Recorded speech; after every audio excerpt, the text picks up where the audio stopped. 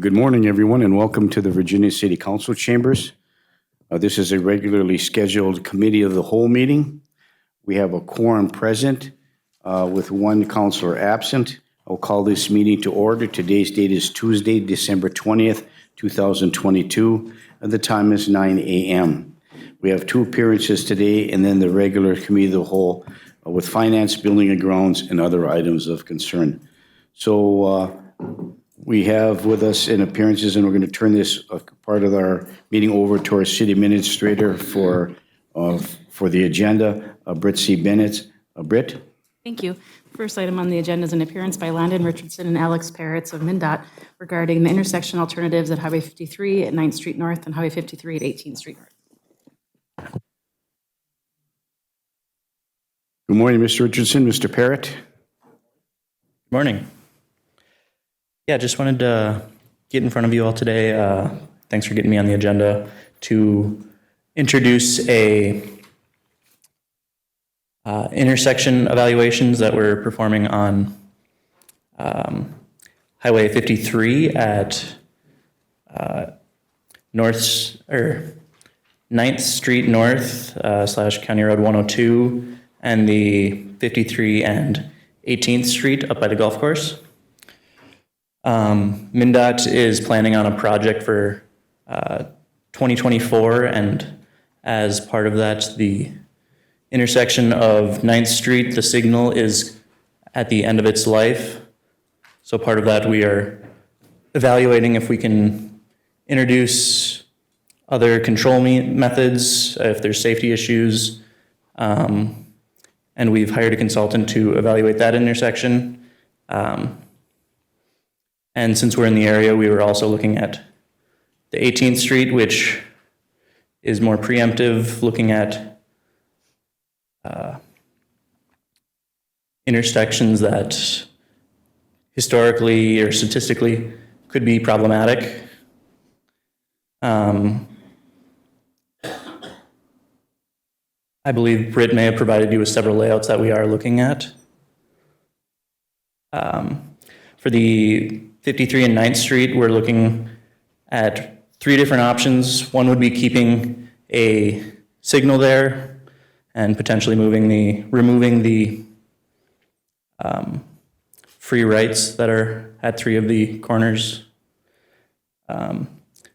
Looking at the option of a roundabout, as well as a continuous green T, which would allow the southbound 53 more or less continual movement unless the Mesabi Trail crossing has pedestrians there, and then signalization for southbound going on to 9th Street, as well as 9th Street taking a left onto 53 southbound.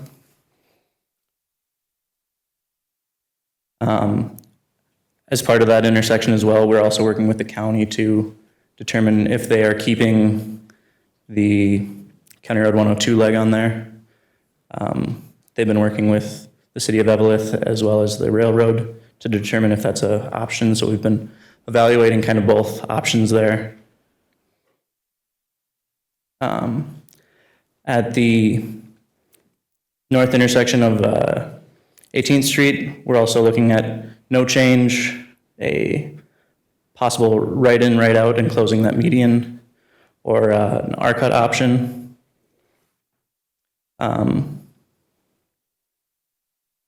Our next steps would be going to the public, providing the public with our options that we're looking at, looking for feedback from the public,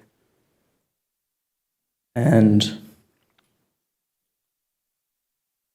then the consultant would develop a matrix based on safety, delays, costs, and recommend the best alternatives for each location.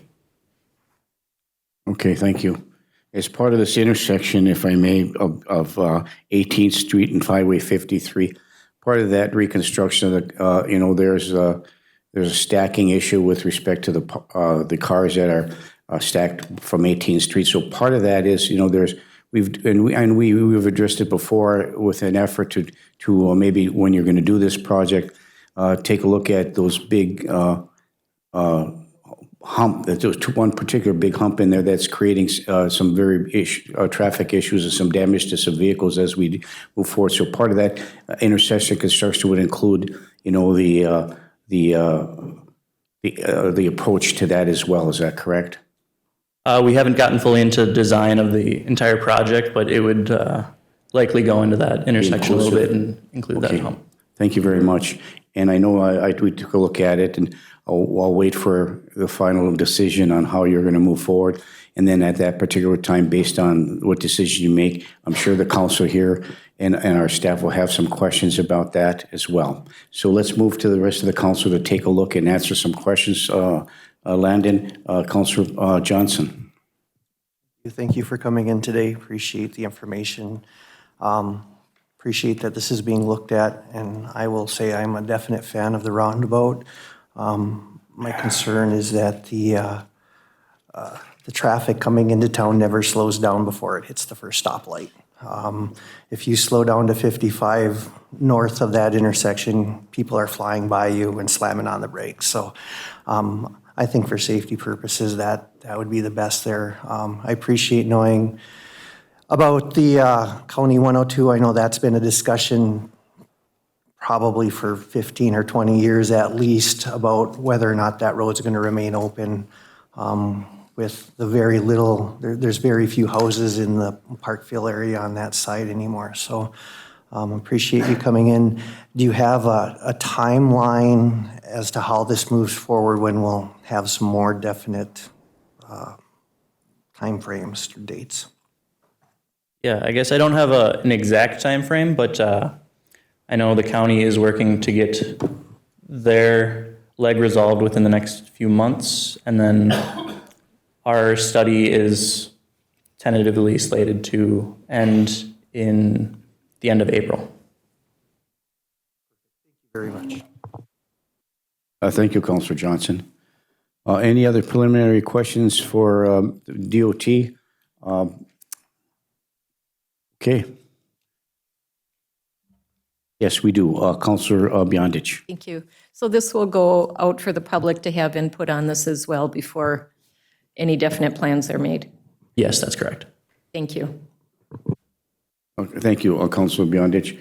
Okay, well, we look forward to another update as you get closer to the design phase of it, and it's exciting that these two intersections need to be addressed, and DOT and staff is recognizing that there's a need to bring safety first. What is your motto? Better to have parts on the road than blood on the road. So I think this is why you're redesigning those things. So thank you very much for coming in. Take it easy. Thank you. Thank you. Thank you. Next item on the agenda is Kathy Cody, Friends of the Greenhouse, to discuss the memorandum of understanding and other items.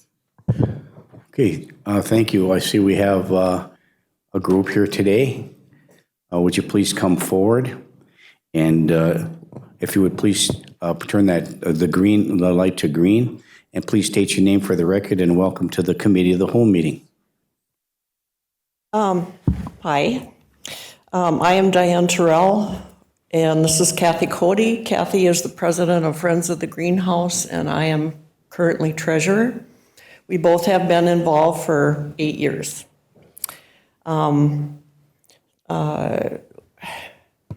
We are appearing today before the Committee of the Whole to bring our input into the MOU that you have on your agenda today. We have had an MOU with the city for many years. Just a little history, both Kathy and I got involved in 2014. We were recruited to the board. At that time, the Friends of the Greenhouse was in crisis because the full-time horticulturist was retiring. And at that time, what Friends of the Greenhouse understood was that the city was not going to replace him. So being a plant lover that I am, I said, yes, I will be on the board. But at some point in time, I saw that the plants in the greenhouse hadn't been watered for at least 2 weeks. They were extremely dry. It looked to me like, indeed, the city wasn't going to hire. So a few of us naive new recruits just kept doing the work. And then finally, I think it was Larry or somebody on the council that said, you need to do this right and we need to have an MOU. So we've had an MOU with the city to do the maintenance. However, today we have a quorum of our current FROG board members to drop our obligation of the maintenance of the plants and displays as written under 5C of the 2022 MOU. We are a 501c3 volunteer organization. We want to stop on a positive note.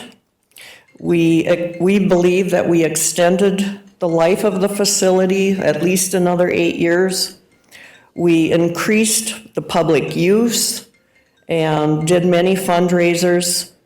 We took care of the plants, bought soil, bought equipment, and we also, did you get the accomplishments? Yes. All right. We also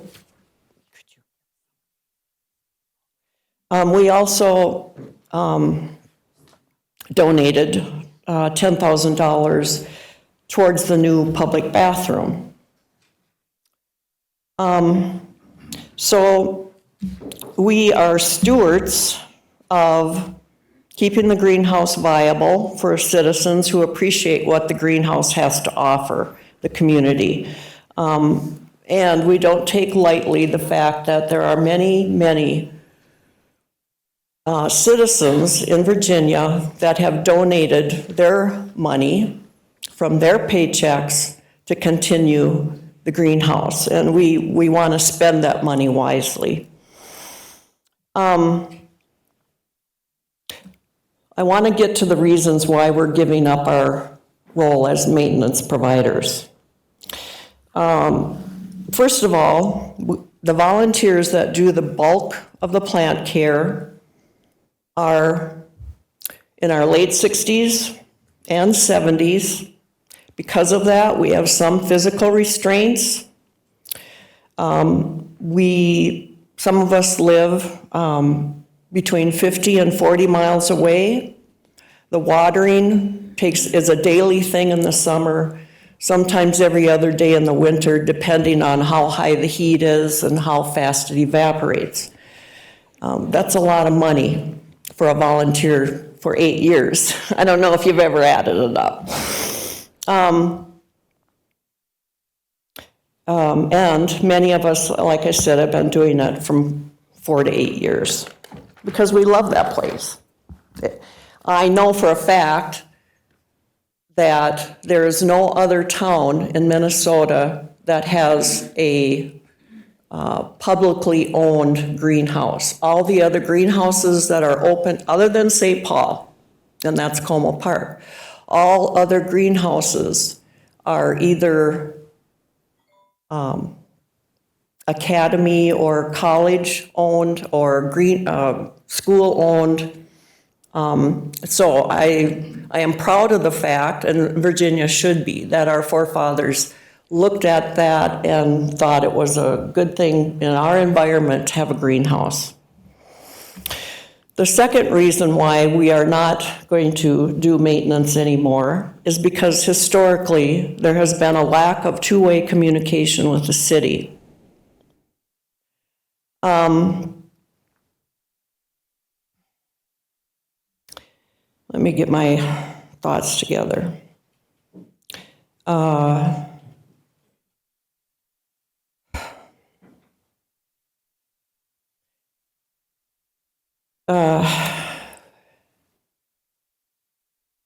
Mr. Mayor, it's a blessing and a curse sometimes that I'm a retired psychiatric nurse. And even though I'm retired, I have a skill. And that skill is looking at people and knowing people. And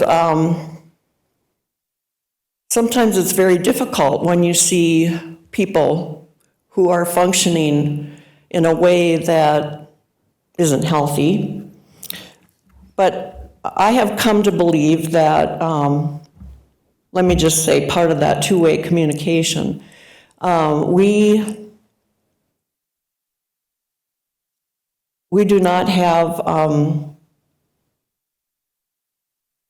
ongoing support, let's put it that way. There is someone in this room that took it upon themselves to clear out the islands right before Christmas under the guise of the city's ADA or the state's ADA. Now, I not quite understand that. Being a nurse, I know that we have to have ADA compliance, which means the paths need to be clear from debris, from things people can slip on, from branches. And we feel it was fine. Now, this particular person cleared out the middle of the islands. Now, nobody goes in those islands unless it's us to trim. It's not a public area. In our mind, these two ladies here, sorry I didn't introduce them. They are one of our finest plant people that water every Wednesday. And, you know, those islands, in my mind, in our mind, did not need to be cleaned. There were precious plants that were expensive, that were discarded. And the most interesting part of that is that we didn't know. Nothing was said to the board. Nothing, we also have a botanical committee of about 5 or 6 people. Nothing was brought up to us. We just found out one day when we went in. I also believe, Mr. Mayor, and maybe this is the psychiatric part of me, that we have a tribunal going. And that tribunal consists of somebody who is the person that does the bad deed. We have another person who has benign neglect of what's going on, and the third person is somebody who has a lot of decision-making power and is a bit emotionally naive to what's going on. I want to read an email that I received from Britt. Britt and I have, she visited, or when she first started, was involved with our board, and I respect her. However, we wanted to clarify what just happened. So this is what I received. Yes, Councilor Johnson, as well as another council member and others, have discussed their desire to maintain ADA accessibility on all paths and need for cleaning of the plant areas to maintain the plant areas. Please remember the greenhouse and the plants that are in the greenhouse are city property. Thus, they can be maintained by city staff, including council as needed. Now, if that is true, then I would like to know if it is true or if that's just her words.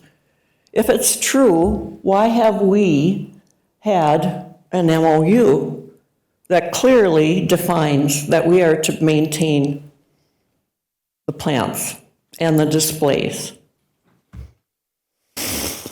And that's not something I want an answer for right now. If anybody here wants to know more specifics of what happened, we as a board would be glad to offer more information.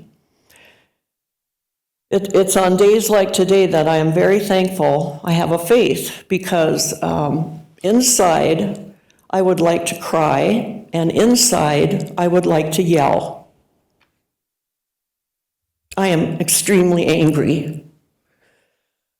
Our role is, and always has been, to continue the city's purpose in use and enjoyment of the facility. And we will remain a 501c that was started back in 1997 by one of our elders who knew, must have known, that we would get to some places in our history where we needed a 501c to not only maintain the greenhouse, but also to advocate for it. And I realize that this is small potatoes for you. I realize that when you discuss business, you discuss hundreds of thousands of dollars worth of work that must be done to the infrastructure. I realize this is small potatoes. But this is important to some of our residents. And we are concerned. We will continue, our role would be to continue to fundraise and donate whatever the city needs. We have a savings account now of $8,000. We would hope that we could soon get to $10,000. Could you give me so that we could donate that money for the maintenance of the roof. Right now, Friends of the Greenhouse believe that one of the main things that the city needs to look into is the integrity of the building, i.e. the roof, because it's slowly coming down and it's leaking. If the city shows interest in saving the integrity of the display building, we will continue to fundraise and to show our intention of continuing it as a botanical display garden that our forefathers intended. Now, long term, we as a board cannot, we don't have the capability of doing what we need to do to fundraise. We feel strongly that there should be a community interest group, much the same as the Fountain Restoration Committee, to do a groundswell fundraising. We know that there are monies available. This could be show community support, and we could write, not we as Friends of the Greenhouse, but the Restoration Committee in the community could write for grants. So I think it's doable. But again, I do not see this initiative as something that is Friends of the Greenhouse's responsibility. It is something that we as individuals would join in, however. I'm almost done.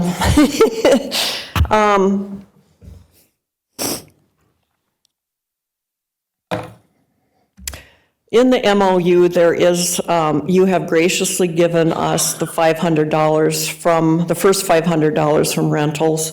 We no longer see that as necessary. We are a strong 501c, and we would prefer that that $500 go to a build-a-roof type savings account. We would like to continue using the facility for board meetings and 2 to 3 fundraisers throughout the year.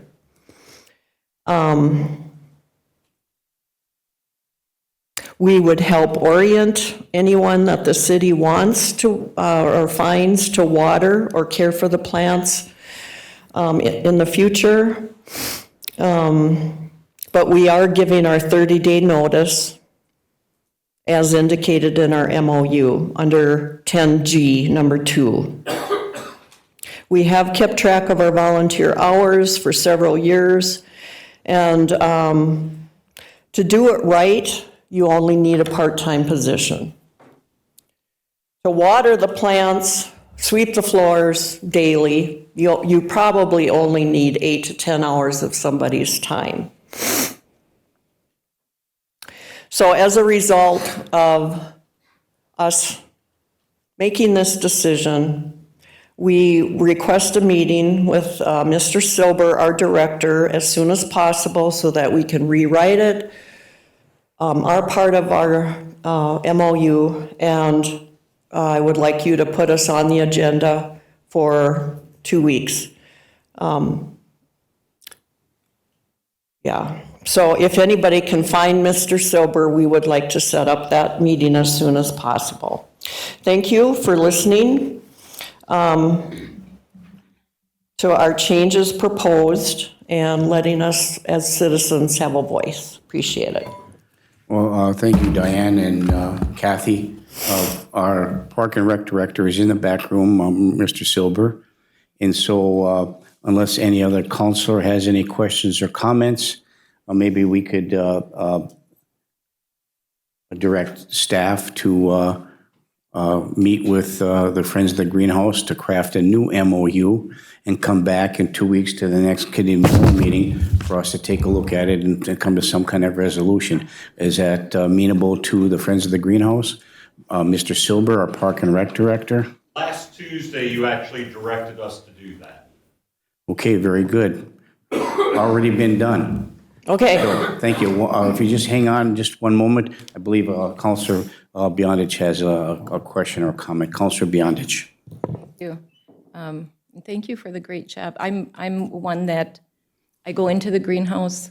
I use it at Christmas time to make swags and such, but I neglect to say thank you for the greenhouse. And I know when we lost our person in the greenhouse, how important it was for our community to keep that going. So to your whole group, thank you. How many volunteers at this point do you have? Total? Yes. It depends on, we use more volunteers for fundraising events, of course. Yeah, our basic core is about 15. Which quite a few of them are leaving, have quit. So have you had more in the past that are no longer there? Yes. At what point was the highest number of volunteers you had? Well, I don't know, maybe, we had a lot of fun, let's put it that way. We did have a lot of fun. And although I have heard rumor that some city councilors believed that we were having little parties there, we were not. We were getting our hands dirty, we were sweating, and we had fundraisers 2 to 3 times a year. And that money is part of that $8,000, as well as if you want to see our bottom line treasury. I would say at the height, it was a few years ago when we were providing, music during Christmas and fundraisers, and, people liked to come. Pre-COVID, right? Thank you, Kathy, that's true. Okay, and how many are on your board? Right now, Is that 6. is that the same thing, or is your board different? Our board is different, although we are a working board, so a lot of the board also do the work. So our bylaws currently say there can be as many as 9. Right now, we have 5. 6. 6. Now we have 6. Okay, and it's unfortunate. I have worked on different boards and with different groups. And And it's hard, and having my own business, it's really hard when the joy goes out of what you're doing that you have a passion for. And I totally understand that. Hence why we're quitting. And I hate I'm to sorry, I interrupted you. I hate to see that happen. I think our greenhouse is an asset to the city, and it has been run as such. And I would really like to be included if you're having those meetings for your new MOU. Oh, okay. I don't know if it's going to happen at a committee of the whole meeting or if it is going to be a separate meeting, but I would really like to be a part of that. Because January 3rd at 4:30. January 3rd. The board is getting together again. 4:30, January 3rd at the greenhouse. And if I may just interrupt for a moment, I think that would be a separate meeting to develop the MOU, and of course, you're welcome to attend whatever the meeting, and then come to an agreement, come up to us and with whatever decision you have and what proposal you have, and when you make that adjustment to your MOU. So you can certainly attend a private, separate meeting with staff in order to accomplish that. Thank you. And it kind of brings me in, I had received an email that, and this is on a totally different subject, but where our residents weren't aware of such meetings taking place. So they asked if I could, and I'll bring that up later. But like for this, to have the public invited, because I don't think the public realizes a lot of times what we as a council are working on or what we're doing. So I think it's important to have everybody. Our MOU is a concern for our Friends of the Greenhouse. We have about 150 people who are on our list as friends. And we will send out an Yes. email to invite them. So the Because of date- course, this is a big change. Right, the date you gave me is for your board meeting. So, or is it's not to go over the MOU?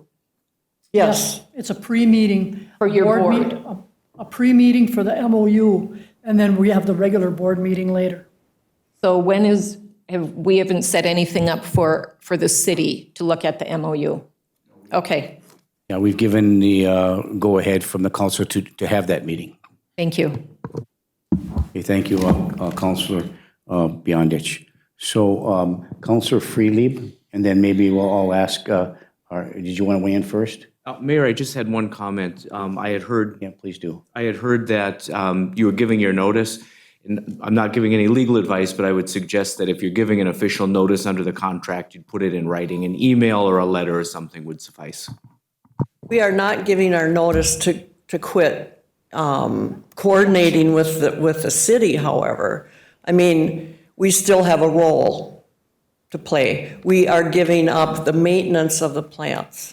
We will continue, I guess I'm not being clear. The MOU expires December 31st, correct? I don't know if it was January. I think it was signed in April. It still expires December 31st. The agreement was only till the end of the year. So your email to us would be your intent to renegotiate the contract. Okay, MOU. all right, thank you. Very good. Does that satisfy? Thank you. All right, That's satisfied. Okay, thank you. sorry, Brian. Councilor Freelieb.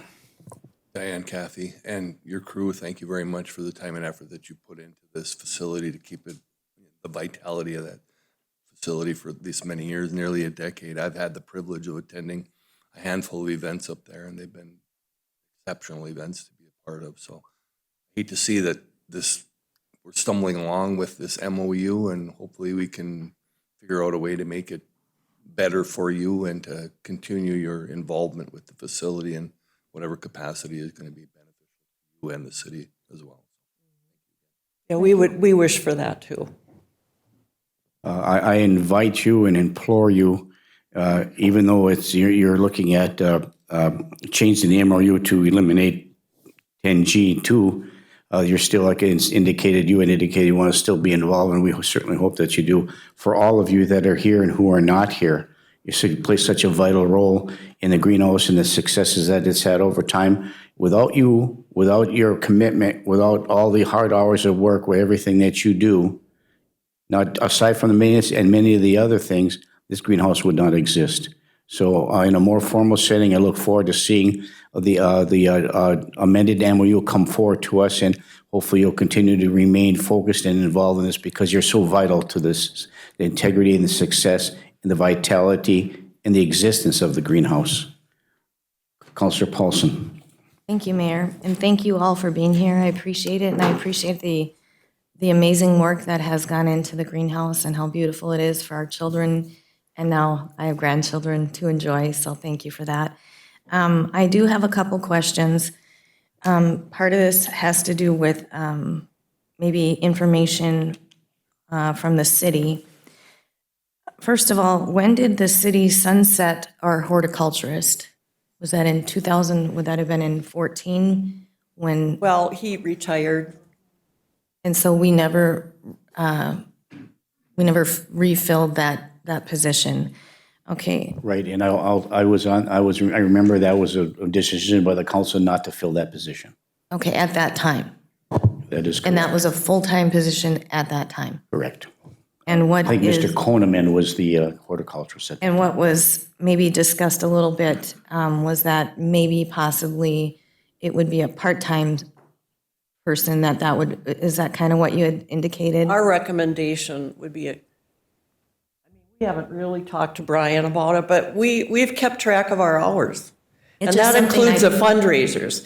So you don't need more than a part-time position That was just to something take I care of picked that. up on when you were Yeah. speaking, so I just wanted to address that because what I'm hearing is this is what I'm hearing.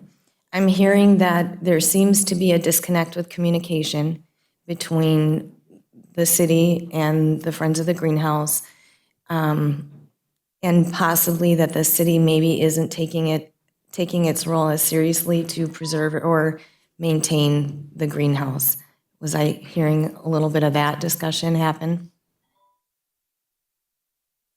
Maintenance is basically in the roof. The roof. And you've come That does have a before, very limited life. Maintenance of the plants isn't that tough. You know, it's just ongoing. so, and I was talking structure, not the plants. So that, There's a big problem. because I think you've come before and we've had issues with the roof and then we had an insurance claim.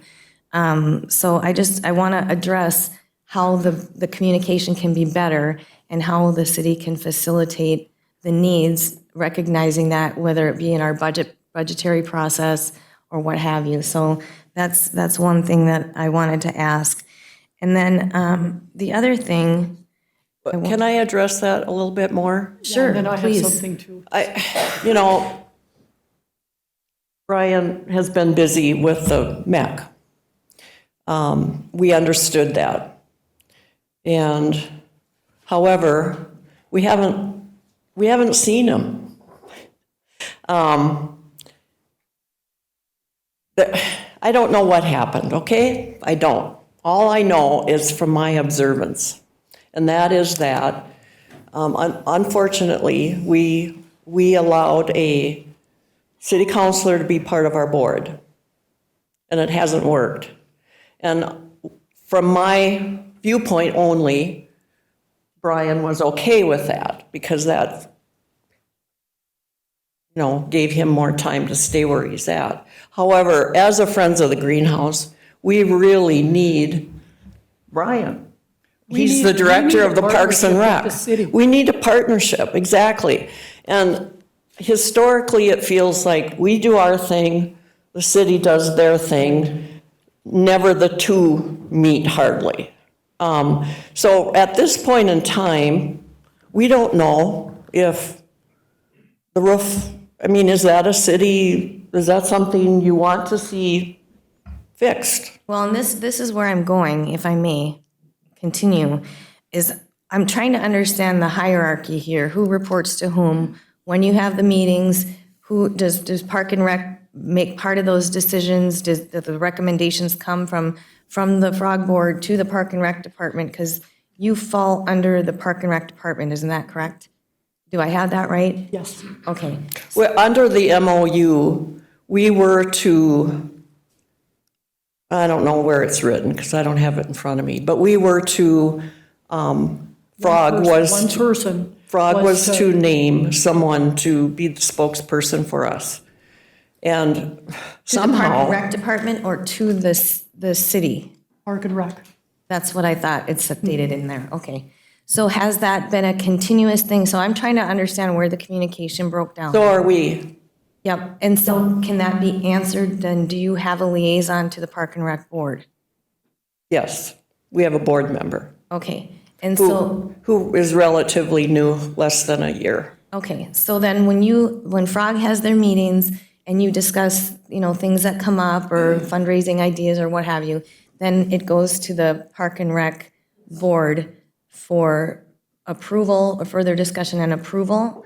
No, No? no, we're a 501c, and we don't need Parks and Rec's approval for some of the things we do. It's just But informational. it's More informational. Okay, so that helps me tremendously. And then, I guess I have a question as to why the city, this would be for our attorney, why the city would expect a nonprofit board to do any maintenance at all. Friends of Public Safety, that's more of a fundraising mechanism. They don't shovel the sidewalks in front of the fire hall. I have a concern that was actually even in there when the other nonprofit entities that support whatever have you don't function in that. They function in more of a fiscal role. So I just am curious as to how that kind of sounds like a union thing to me, that they're actually watering, cutting plants, maintaining their volunteers. And that's the expectation that this MOU lays out and has laid out for several years since the MOU has been written. So I have a concern about that. So if I may, I do have the memorandum of understanding before me. And under item 2 terms, and there are other things in there, it says, Frog shall be entitled to schedule the use of specific areas of the greenhouse as designated by the Park and Rec Director for a period of time between January 1 through December 31st. Times of use will be approved by the Park and Rec Director. These time periods should include the time necessary for setup and cleanup. So they report directly to the Park and Rec Director. Any suggestions, comments with respect to maintenance requests or any other requests other than watering the plants, because that's the other part of their responsibilities, probably the major part of their responsibility, is to articulate those concerns and requests through the Park and Rec Director. And they'll go to the Park and Rec Commission, then it comes to us. So, Okay, so thank you for helping me with the just let it- sequence. yeah, I appreciate it. That's okay, what I sure. needed to understand. Please continue. Then I guess the follow-up on that is, I just don't understand, I don't, even when it came to the Fountain Committee, that was a fiscal financial fundraising arm. So I'm having a hard time understanding why I understand maybe it was a budgetary thing, the horticulturist was never renewed, but if that's something that's needed, as a city needs to maintain a city-owned, public-owned building, and that burden is falling on an MOU of volunteers with no necessarily financial benefit for that 501c3, if they're acting as their own entity, I don't understand why that's been allowed to go on. Well, I think the memorandum of understanding doesn't give any authority here or responsibility of the Friends of the Greenhouse to maintain the facility itself, only to maintain and watering the plants, as it says under Section 5C, use of the facility, any watering, maintenance, and care of plants. I understand that. I've read it. Okay, so, all right, So thank like you. Friends of Public Safety, they don't go in and have a meeting and then clean the fire hall. Like that's not, do you understand what I'm trying to get at here? Well, maybe. He only stepped up to the plate because of a need. We agree with you. Lack of care. We agree with you And I think wholeheartedly. if I could circle back around, that was my initial thing neglect is a strong word and I'm not trying to use the word neglect, but if the city hasn't taken it as serious as it needed to, I think that's coming full circle now. And if you could help just explain that to me, I feel like it's a conflict of interest with a union issue with working inside of a city-owned building. I'm going to ask Brian for a little clarification in a moment, but the city has in the past not neglected or not. I didn't mean that, I'm sorry, that's I a mean, strong word. I think the word can be used in some areas, I think. We spent at least $275,000, if not more, to try to shore up the physical integrity of the greenhouse to keep it viable. It was $1 million, Mayor. Sorry? $1 million. Over $1 million, okay, sorry, over $1 million. And that's city money, grant money, all those kind of things too. So we have made a commitment to ensure the integrity of that. Now, there are other structural issues that we have with respect to that, but I'm going to ask Brian. We have a memorandum of understanding with the Greaser and it looks like it limits what they do there. And so is there any other comments or clarifications you can make in respect to the questions from Councilor Paulson? Thank you, Mayor. I'll make just a few very brief comments. Viewing this, because I wasn't here when this contract was initially negotiated, and reviewing the Memorandum of Understanding. The Memorandum of Understanding, as I view it, is a document that's built entirely around 5C, around the care and maintenance of the plants. Without 5C, when I read the contract, and this is just from a legal perspective, when I read the contract, the balance of the agreement talks about how the responsibility will be distributed between the parties, and the city maintains the obligation to care for the physical aspect of the greenhouse, the roof, the walls, the main facilities. The maintenance portion that the Friends of the Greenhouse had agreed to take up was as to the maintenance of the plants, the watering, the care, those things that the city lacked expertise in, I would assume, after horticulturists left. And then the balance where there's cleanup type issues. The way that I read it, those cleanup type issues are just the areas where they're working within the greenhouse. The cleanup issues don't extend necessarily to shoveling the snow and doing those sorts of things. And so as I view this memorandum, it appears to me, at least on the first reading, to be built around 5C. So 5C was the main thrust, the main purpose of this agreement, and all the other terms and conditions are filled in around that one main provision in order to create a relationship that would be hopefully workable between the parties. So thank you for that. And then that, in my opinion, that aspect would have been according to conditions in 2014. Okay, so now we have a change in conditions, and we have a group coming and saying, this is a little bit above and beyond. We're volunteers, we're driving many, times in age, we're all getting older. No one's getting younger. So I get that. So I'm wondering if we just I know you're going to meet and rethink this MOU, but I feel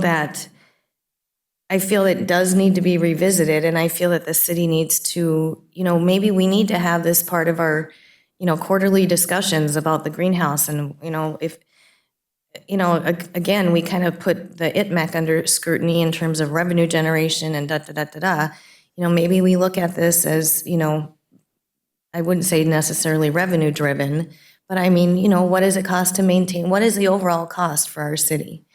I think that to me would be helpful information, and then opening up the lines of communication. So we do have a monthly report, after you guys have a meeting. We get planning and zoning commission meeting minutes every month. We get park and rec meeting minutes every month. We also get public utility committee meetings or commission meetings every month. I don't know that I've gotten Friends of the Greenhouse committee minutes. I don't know if I have or not, actually. So just maybe opening up that line of communication, this was what was discussed, these are our minutes, sending that to our city clerk and having that, sent around. And then if there's any way that the city can help be a better partner, I think that communication would make sense. And I don't know anything about plants, I'll be the first one to tell you. But I would like to have a conversation about what it takes to maintain that.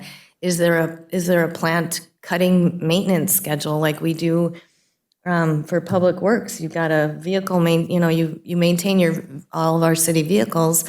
Do we need to maintain trimming plants or making sure it's ADA compliant if there's overgrowth or what have you? But just to work a little bit better in partnership with the city.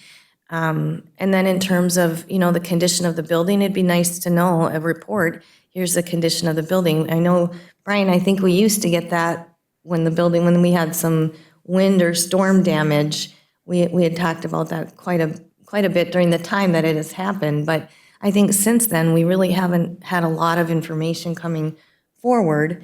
I think that's just my perspective, and I'd like to see that open line of communication. And then, I think the council can be better prepped to help out or to assist in things or issues that you guys can foresee coming in the future, and also for budgetary planning for the following fiscal year. So I'm sorry I was so long-winded, but I thank you, Mayor, for the time. Thank you, Councilor Paulson. Again, the goal and objective is for the Friends of the Good to maintain the plants. And they're under the guise and the supervision, and I know they do other things, whatever you're doing, but they report directly to the Park and Rec Director, which is Brian Silber, and then they discuss it at the Park and Rec Commission meeting. They make a decision, and particularly the fiscal aspects of what needs to be done. The Friends of Greenhouse are in there all the time. They see the physical structural maintenance issues that they observe. They pass that on to our Park and Rec Director, which they report to. They discuss it at the Park and Rec Commission meeting, and I think any report that comes from that should come through that, not through the Friends of the Greenhouse, because they can issue a report, and then it comes. You're welcome to come anytime. But I think having this meeting, discussing not only the MOU, but the structure and the reporting aspects of it as well.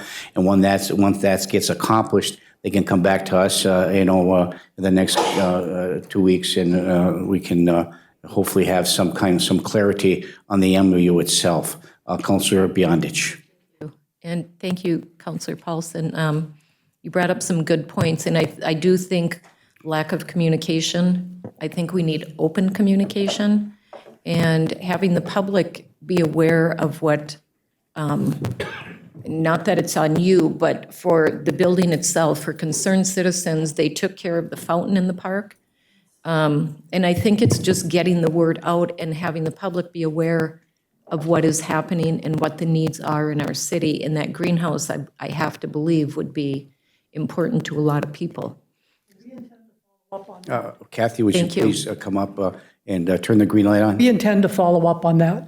Yes, and I've often said it, I'm remiss at getting to your meetings, but I look forward to hearing all sides of this MOU and how it affects everybody involved. And I really think, I hear from a lot of people who are hesitant to come before the council, but I get a lot of emails and text messages from people. So I think the public would welcome knowing what the needs are and what the changes and what has to happen.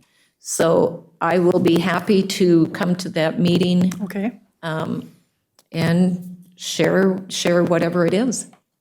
Well, we need to increase awareness of the greenhouse, no doubt.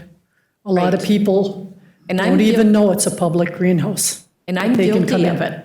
I am just as guilty as anybody that I don't have time to stop in there, but I do know the importance of it. And when I was there, while I was making some of the greenery for the gazebo, it's such a nice space to come into, especially during our winters, that if people knew more about it or wanted to be more involved and have a voice of what is happening. So I'm glad you came forward, and I look forward to seeing, I know in all these years things have changed. So I will be at that meeting. And I don't know if you send out meeting notices, Usually via text. I can be put on that text list. It's always the first Tuesday of the month at 5 currently. I wanted to get back to something you said, Counselor Paulson, about communication. You know, there are city people that go through the greenhouse that we aren't privy to know what they are observing. One is whoever comes and looks at the boilers. I don't know what city position does that. Kurt Kinnunen in the past, I believe he's retired, but he was like a buildings. Oh, well, whatever. He was a building, Rod Sepler. whatever. He Rod would Sepler. come in every, once a week, every 2 weeks. So, I mean, there were city people, as well as, you know, Brian, of course, but there have been city people that have observed. We've kind of said, okay, that's not our responsibility, but we know. So there has been city observing, but I don't know what they do with that information. I don't know where they bring that information to. Okay, thank you, Diane. Thank you, Kathy. Did you want to continue with us a little bit more information there? We're going to have this meeting, bring it back to the council with some resolution, not on the MOU or any other issues you might have. Brian Silber is, of course, the Park Rec Director, and that falls on, Greenhouse falls under his purview. So, Councilor Beyondich? And I'm not sure where that would be posted for the public when we have that meeting about the MOU. We have strict laws that how we have to post our meetings for open meeting law. So they would be posted just like we do all of our other meetings. Okay, but it would be, I mean, the public would be able to see when the meeting is. There's a quorum of the council, yes. We don't get notices of frog meetings. No, I'm not talking, I'm talking about when we go Yeah, through so when we this set a with the council meeting, city. yes. Yep. Okay, thank you. Okay. Past, we have. Yeah, what we'll do is we'll have the meeting with Park and Rec. We've already voted to do so. And then you'll come to some kind of resolution and come back to us. And then we'll make sure that that notice is given to the general public that we're going to be discussing this moving forward. So do you have something else, Diane? Just to, forgive us because I don't know city structure. But through the years, we've been advised to post out here downstairs when our meetings are. And I know that was done years ago, but since then we've changed the day of our meetings. So I apologize for that too. Okay. Thank you very much, Kathy, Diane, all the members here. Thank you very much for coming in. Did you have something else, Kathy, before we move on to the next item on the agenda? Oh, that's it. Okay. Any other questions from the council? Thank you so much. Thank you. Item number 3 is review and discuss proposed rate increase for the 2023 ambulance billing rates. Chief Frederickson had to leave. There is an active fire, so he had to take off, but he wanted me to tell the council that this is just due to inflationary costs, and this is recommended by Buck McAlpin, the ambulance lobbyist. So the rate increase is based on some recommendations from the chief and Bud McAlpin, and we can do this legally. Councilor Johnson? That was going to be my question. We're not raising the rates above the, The Medicare rate stays the same. thank you. This is just the regular runs. We'll go from $1,700 to $1,850, $1,600 for non-emergent to $1,700. The private pay and the insurance pays? Yeah, for private pays and insurance pays. Very good, thank you. I'll move the rate structure. Councilor Johnson moves to approve the proposed increased rate structure for the 2023 ambulance billing rates. Is there support? I'll support for discussion. Support by Councilor Freely for discussion, further discussion. Councilor Freely. Do you recall the last time this happened, that there was some people in surrounding communities that were a little taken by surprise by that? Have we informed them of the intent to do this year, or This is doesn't it? affect the communities. That's the intercept rate that they were worried about. Oh. And the intercept rate has to be below this Medicare threshold. So we have to keep that at 400. We can't change that one quite yet. This is a separate thing? This is just those that have insurance or private pay. Okay, thank you. Okay, thank you, Councilor Freely. It has been moved and supported. Is there any further discussion? Hearing and seeing none, all those in favor signify by saying aye. Aye. Aye, opposed, motion carries. The next item on agenda, item number 4, is approval to accept funds and enter into an agreement from the U.S. Army Corps of Engineers for the 2023-2025 street improvement project, specifically for 6th Avenue North and 17th Street South by So Supervisor. moved. Move to approve by Counselor Johnson. Is there support? Support by Counselor Barnzelli. Is there any further discussion? Hearing and seeing none, all those in favor signify by saying aye. Aye. Aye. Opposed? Motion carries. Number 5 is approve the federal participation in construction agreement with the state of Minnesota. Okay, do this every year. We do this every year. So moved. Move to approve by Counselor Johnson. Is there support? Support by Counselor Freelieb. Further discussion? Hearing and seeing none, all those in favor signify by saying aye. Aye. Aye. Opposed? Motion carries. Item number 6 is review and approve the proposed contract with Colosimo, Patchen, and Carney Ltd. as the criminal prosecutors for the city of Virginia. Please note there is no change from the previous contract. So moved. Move to approve by Counselor Johnson. Is there support? Support by Counselor Freelieb. Is there any further discussion? Counselor Paulson. Thank you, Mayor. No change in the rate, No is change. that correct? No change at all? And then do we have, and I go through, it's in the list of bills, bill run every month, but is there an annual, Sherry, that you could email what we've paid out to Colosimo Patchen for criminal? If you don't mind, thank you. Okay, thank you. It has been moved and supported. Is there any further discussion? Hearing and seeing none, all those in favor signify by saying aye. Aye. Aye. Opposed? Motion carries. Item number 7 is a request from the Public Works Department for the purchase of a 2024 Vector truck from McQueen Equipment. Okay, thank you. We have our Public Works Director, Jim Rosvit, here in the audience.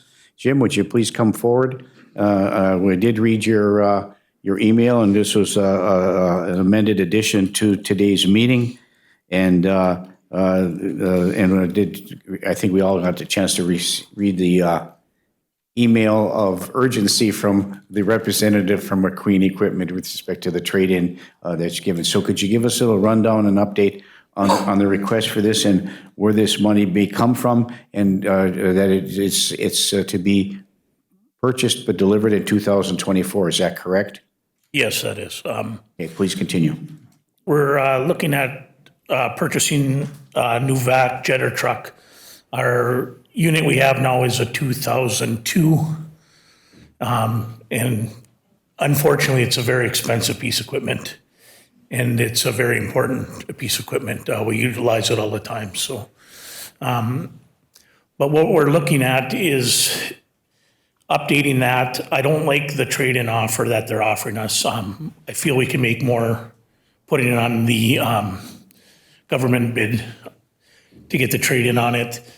The thing we're running into is if we don't order now, we won't have a chassis available till 2026.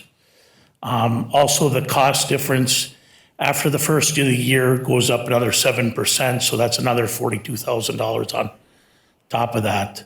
So I thought if we can order it now and we would take delivery in 2024, it wouldn't be expected until then, so. One question for you on the trade-in. Is the quote that from McQueen Equipment for this, if we did not trade it in, would that quote stay the same? That quote was $585. It would be $535. They would go to $50,000 for a trade-in on that. I don't feel that's a fair trade-in. Neither does my shop foreman or. Right. So if we were to take that off the table, it's not part of the trade-in. The quote from McQueen Equipment, was that quote included the trade? And then if we pulled that trade out, would you just take off the trade value and that cost would not change? That cost would still be $585. We didn't incorporate that trade into that original price. Right. So I did get a second quote from them. I didn't submit that to you for that reason. Right. Very good. Thank you for that clarification, Jim. Let's go around the room. We'll go right to left this time. First, Councilor Beyondich, and then we'll move around the other side. Councilor Beyondich. So this would be ordered and delivery would be 2023, Delivery would be 2024. 24. Is this in a budget or a capital outlay of anything? How old is the truck we have now? 2002. So when is this equipment put on for replacement as far as capital outlay? It's on the capital outlet, but you know, it takes money. Sure. We can put it on there, but then it becomes a wish list. Unfortunately, some of these things have been pushed off because it just wasn't the money to buy them. This is the Vector. It's going to be under the sewer, but the sewer has been tapped quite a bit, and we need to probably look at rates. I'm going to send in to Paul Steinman and our financial counselor about, they did our sewer rates before with that wastewater. We have an obligation to meet the PFA loan with our rates, while with equipment as old as it is. This is going to be part of the 223 equipment bond. And then the sewer will have to pay back their portion. Please continue. Thank you. So we have the money coming from the sewer. Is all the money, when you say it's tapped out, was that used for other sewer projects? You did get a monthly budget report last week. Yeah, you can review that. If you need a detail, I can give you that. Yeah, we're right in the end of that phosphorus upgrade that we had to do. Was that with the treatment plant? Yes, that was comes out of the not- sewer fund. So that was not something that was budgeted for necessarily either, was that? We had about a year to budget, so we didn't have a long time to budget, but it was not a planned upgrade. It was something that came with our permit from the MPCA. It was a requirement, unfunded mandate, like Charlie always mentions. So it kind of concerns me when we have these large pieces of equipment and they're put on, but then they're taken off, because then I feel like we're, and not, you're fine, but I feel like we're backed into a corner because all of a sudden now we have no money. And then it goes on to the bond. So Previous councils had really tough decisions to make because it does take money, and they just didn't have the funds at the time to make those purchases. So they put it off, putting it onto this council to make those decisions. which will probably snowball because we're going to run into the same problem. And I get concerned because are we going to catch up? Are we ever going to catch up? Are we going to recap or recapture that money somehow? So those are, I mean, we need it, there's no doubt about it, but it does concern me when we have capital outlay plans and this equipment is from that long ago and we've never addressed what, and I know emergencies happen, I know things happen, but that's just one of my concerns, so thank you. Yeah, thank you. And I think that one of the reasons and why we had an equipment bond over the 10-year period, because it's palatable for us to pay a certain amount over time as opposed to one big chunk of money. You know, I know that there's a concern amongst some of the elected body about an equipment bond. If we don't have the money, we shouldn't buy it. But this is when you have a vehicle or equipment replacement schedule that you don't follow and it hasn't followed for 20 years. We're trying to play catch up. We're making some incremental steps in doing so, but in order to get back to a vehicle equipment or equipment schedule, it takes a little time to catch up, and we're looking at another decade before we're going to catch up. Where this equipment that we're on equipment bonds can be budgeted for in the future. So we do those kind of things, and so that's unfortunately just like with the brand new ladder truck for the fire department. That's going to be $500,000 as well. Well, we don't have that kind of chunk of money. We have a budget. And the budget doesn't accomplish that because when you have 82% of your budget for labor costs, which is normal for public employees and public works, you only have 18% of your budget to operate. Well, when you're placing the equipment, there's only two things you can do when you reduce your budget. You reduce employees, and then you reduce the cost of equipment. So with reducing the employees, you lose services. So we, over the course historically, have sacrificed equipment in lieu of. And that's put us in a position, and as Britta aptly put, that is put us in a position to try to catch up, and that's what we're doing right now. You got to have it. If it goes down, we're in trouble. Can't get a chassis till 2026. we're trying to be proactive here. So we're going to call upon our staff to take a look at what's the most prudent way in which to accomplish this goal of the purchase. And that would be through the equipment bond or some other means with some partial payment from the sewer fund, et cetera. So those are my thoughts. Councilor Paulson. Thank you, Mayor. So one of the questions I had got answered. So in theory, Sherry, we're going to be adding this, if it gets approved, into our capital equipment bond. Yes, it's in the capital outlay, and it'll be part of the equipment bond. Okay. And then, Jim, do we have to put any money down? No. We don't have to do any down payment. Okay, so it would be, once the equipment bond was funded, then upon delivery would be paid in full from the bond. Correct.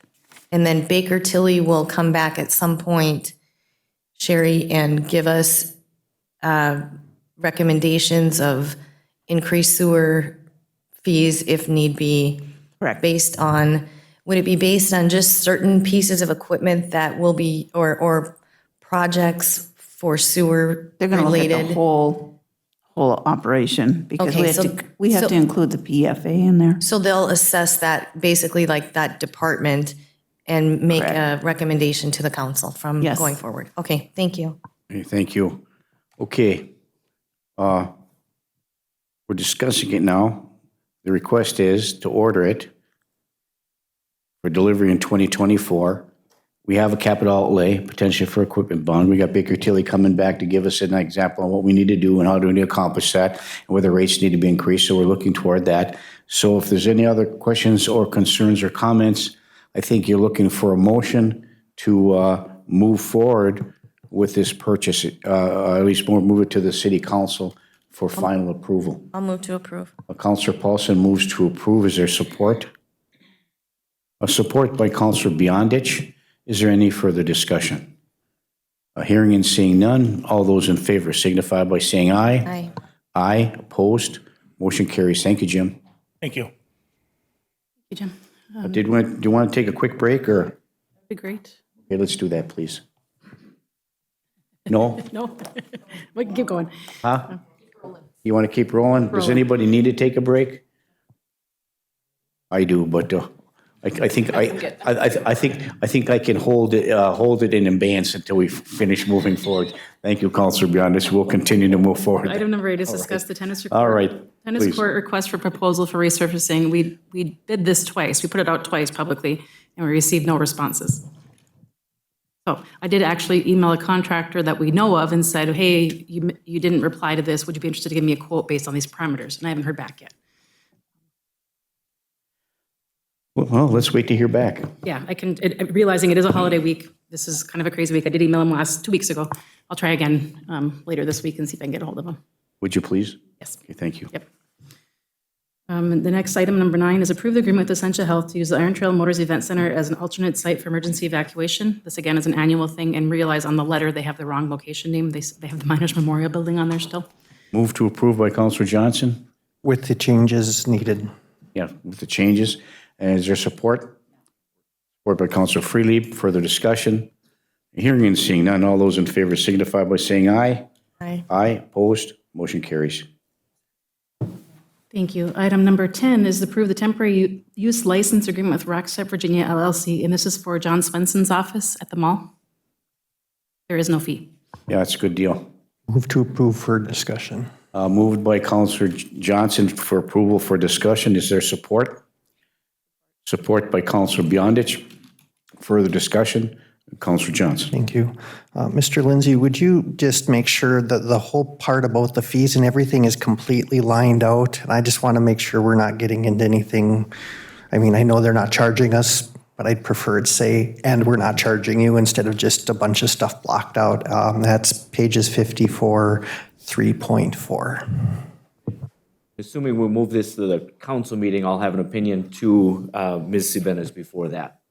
Thank you. Okay, thank you. Need to vote? Thank you. All right, thank you.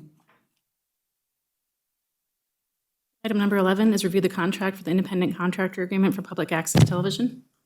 And we'll turn this over to our city attorney, Brian, Lindsay, Brian has made some corrections I see before you, mostly language questions and some other issues. So Brian, could you kind of give us a little synopsis?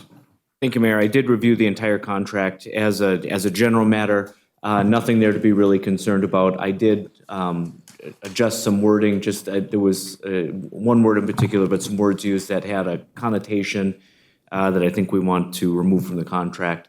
And then also, I changed some language a little bit about the independent contractor being able to engage agents. As an independent contractor, that is within his prerogative, and I just wanted to clarify that a little bit within the contract. Otherwise, by and large, formatting changes just to try and clean it up and make it a little more user-friendly. Okay, thank you. Questions? Councilor Paulson? Thank you. First page, second to the last paragraph, when it talks about the independent contractor shall provide his own equipment beyond blah, blah, blah, it includes software, computers, internet, also shall include any internet-based control systems to operate public access TV content delivery networks for intent on demand streaming and other developmental web-based services for an internet presence.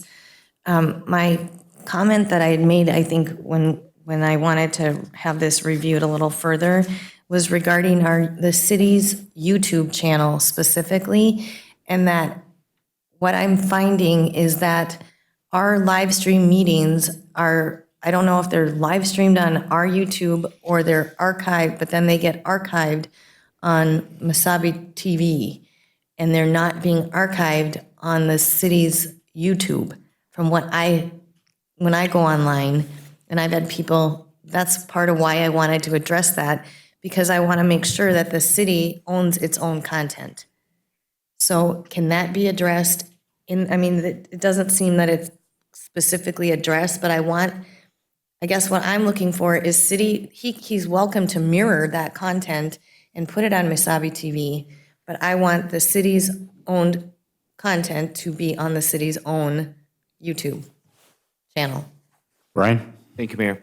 And perhaps the way that we could address this is we could include a standard paragraph, an additional paragraph that just indicates that and make sure that it's, because it is the case that this contract is subject to the Minnesota Data Practices Act, and just put a couple lines or put a short paragraph in there reminding our independent contractor that he's subject to the Minnesota Data Practices Act, which means that anything that's produced into a tangible, reproducible form is considered data.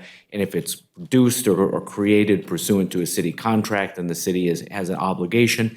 And he, as an independent contractor, because it's a contract with a municipal body, would have an equal obligation to maintain that. So it would be within his best interest to land it with the city so that we have control of it and So can produce it. short-winded, we'll have it on the city will have its city streamed programming on our YouTube channel, and he is welcome to do with that information or content on his own channel, but we'll provide that archive capability on our own YouTube channel.